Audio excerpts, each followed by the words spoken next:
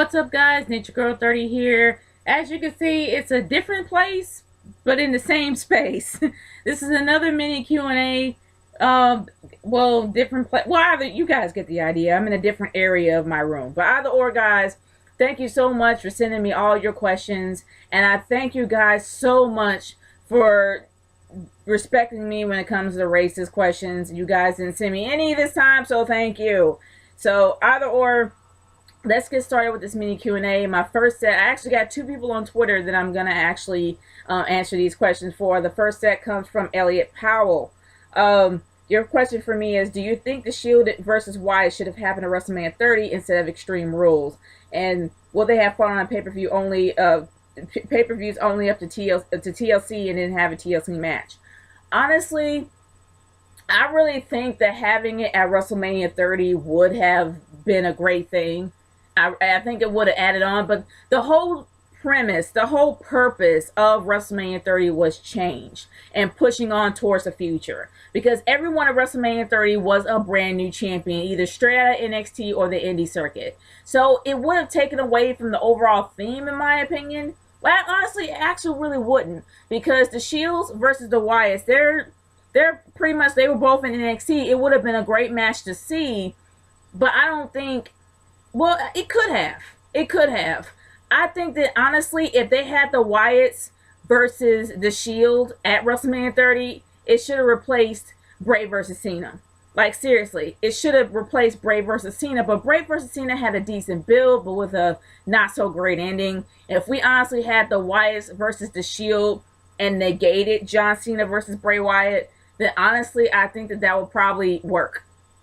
Either or, there were two great matches, so even if one replaced the other, it still will be great overall, but I wouldn't mind to actually see that at WrestleMania 30, especially after the streak ending.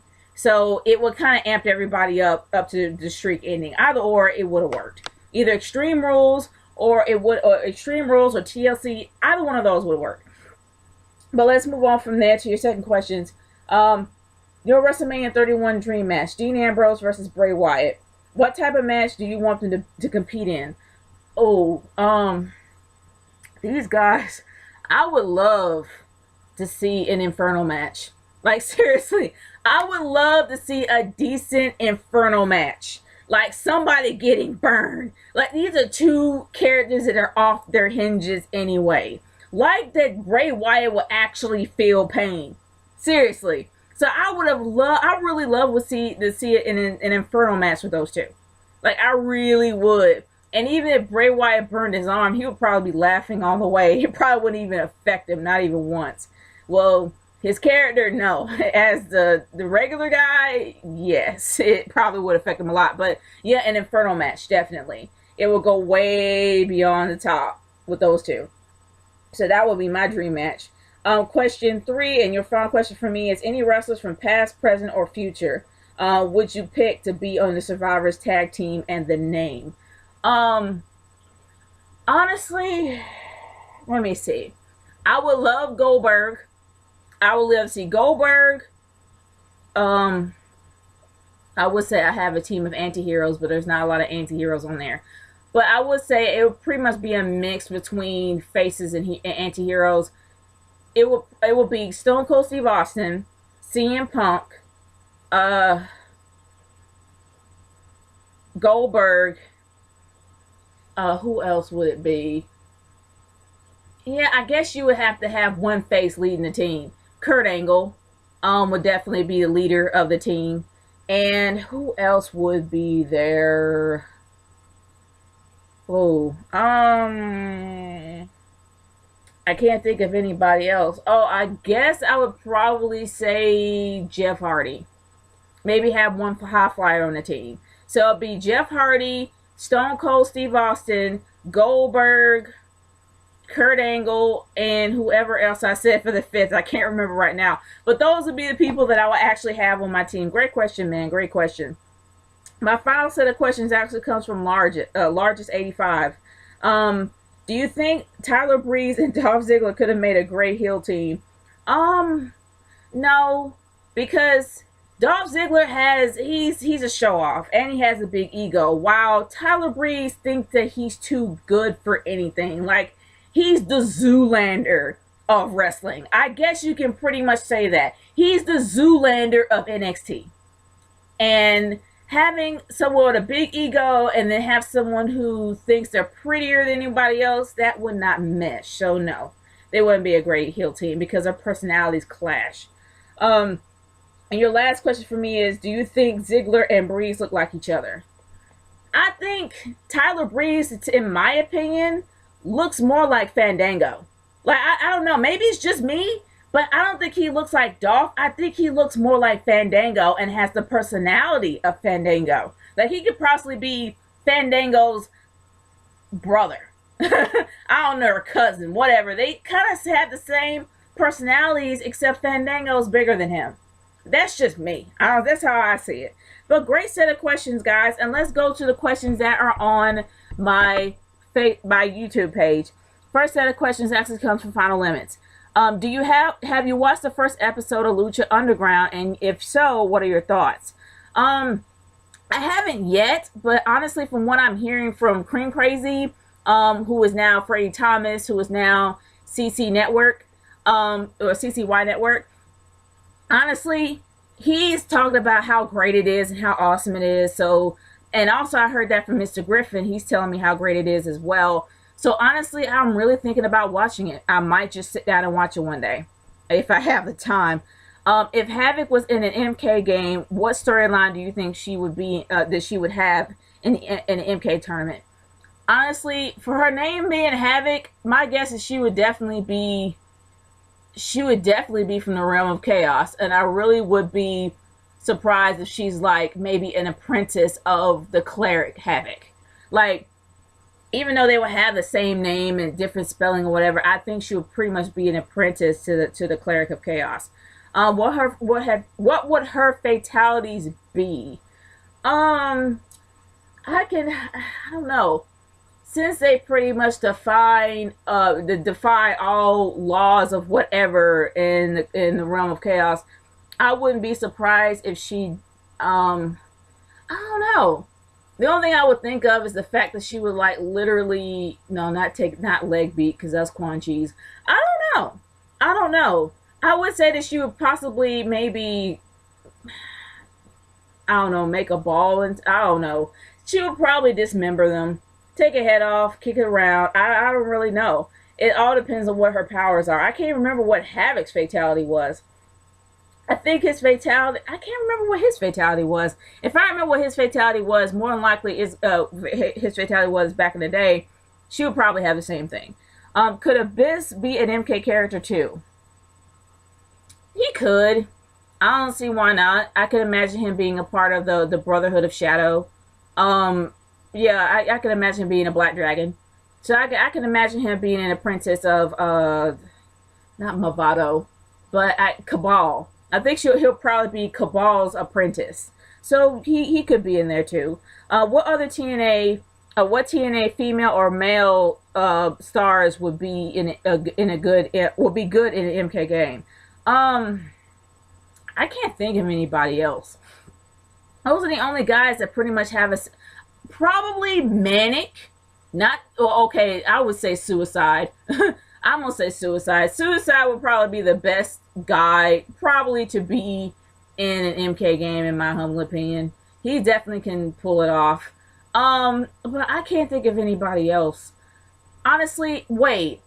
Jarek looks just like Austin Aries. So Austin Aries could definitely be the twin brother of Jarek. So yeah, of course Austin Aries, but I can't think of anybody else. But definitely Austin Aries would be in there. Great questions, man. My next set of questions comes from Nintendo Fanboy 1988. How tall are you? I am 5'7", probably 5'7.5". How much do you weigh? My weight goes up and down. I will say that, but yeah, it goes up and down. So I'm definitely gonna say that.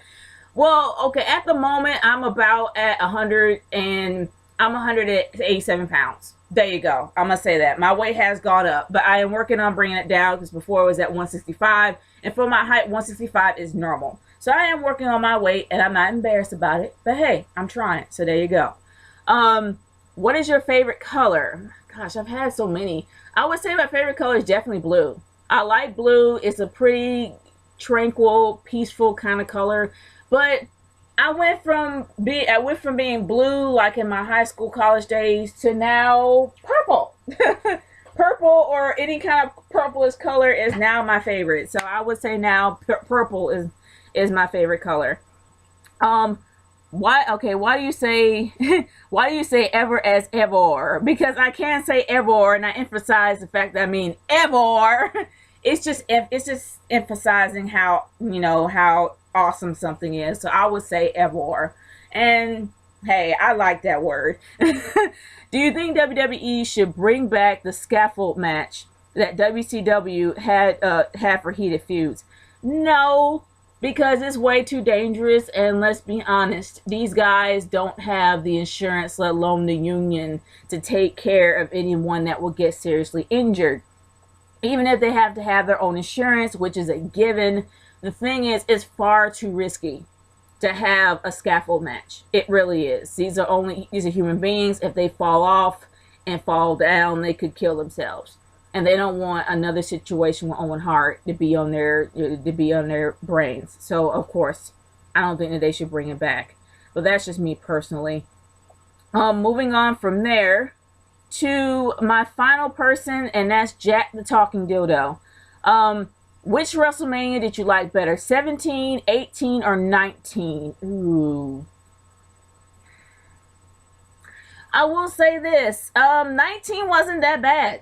I kind of enjoyed 19. 17, I can barely remember. It was kind of difficult for me to watch pay-per-views, WrestleManias. I watched 14 because I actually got 14 as a gift for my birthday. But the biggest thing is that it was really difficult for me to watch pay-per-views beyond then, but I think I did see 19 in the bar. And I really did enjoy it. It really wasn't that bad.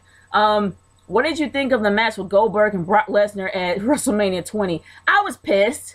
I was highly pissed. This was pretty much the most pumped up, anticipated match for WrestleMania 20. We thought we were going to see a beat down.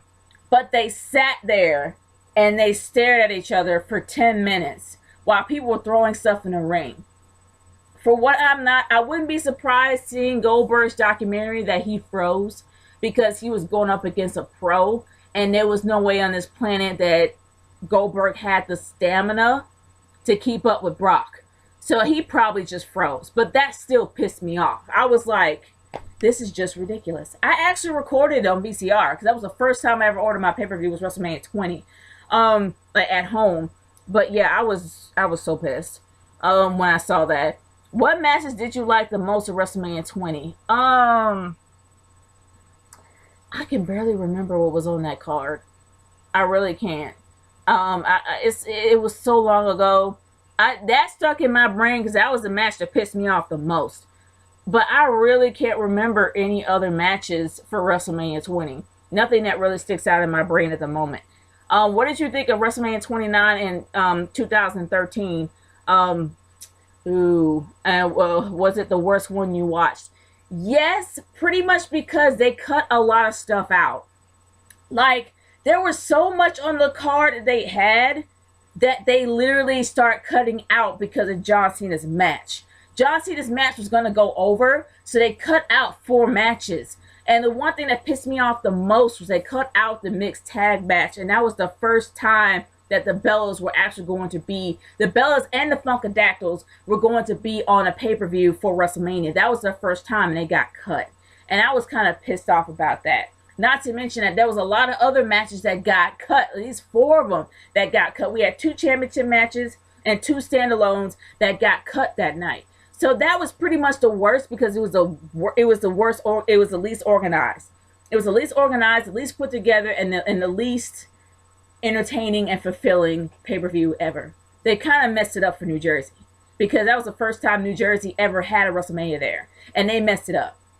It was always in Madison Square Garden, but that was the first time it was actually at the border between Jersey and New York, and Jersey was a part of it, and they messed it up for them.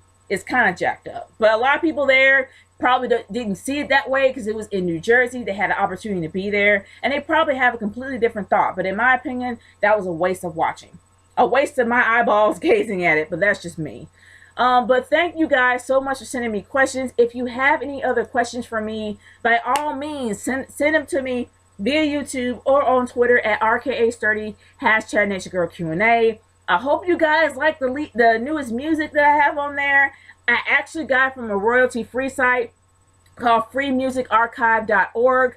I will put the address if you guys want to know about it at the end credits. But if you guys have any other music, because I know I had a lot of people talking about Ric Flair's theme as well as Flight of the Valkyries, which happens to be Daniel Bryan's overall theme. The only problem with that is, yes, there's royalty rights, and I will get in trouble trying to put that on YouTube.